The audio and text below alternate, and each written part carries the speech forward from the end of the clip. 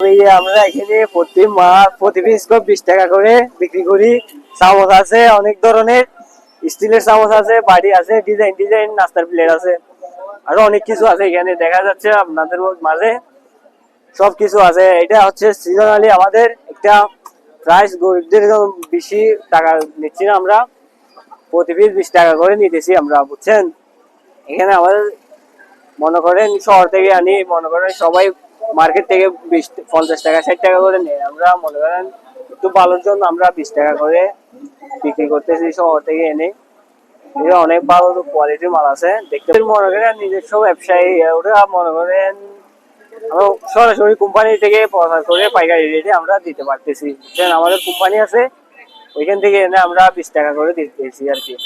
অন্য ওখানে গেলে মনে করেন এই দরে পাওয়া যাবে না, আমাদের এখানে এই দরে পাওয়া যাচ্ছে। আমাদের নিজস্ব কোম্পানি আছে, এখান থেকে আনতেছি আর এখানে বিক্রি করতেছি, সস্তা দামে দিতেছি। তো কাস্টমার অনেক ডিজাইনের মাল কিনতেছে, সবাই তো বলতেছে ভালো, সবাই ভালো কিনতেছে, ডিজাইনের মাল সস্তায় পাইতেছে। এই যে আমাদের এই জিনিসটা মনে করেন এই ডিজাইনটা চলতেছে, আবার আরো এদিকে আছে মনে করেন এগুলো আছে।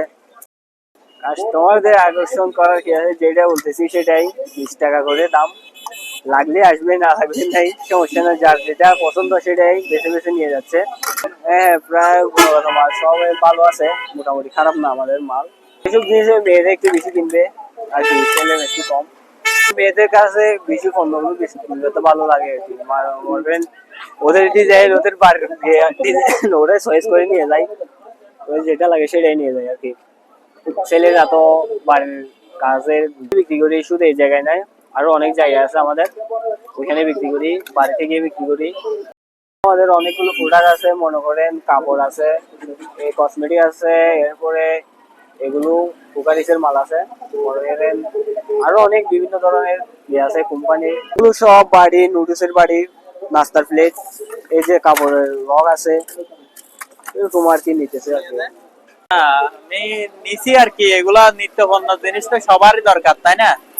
তাই নিলাম এখান থেকে।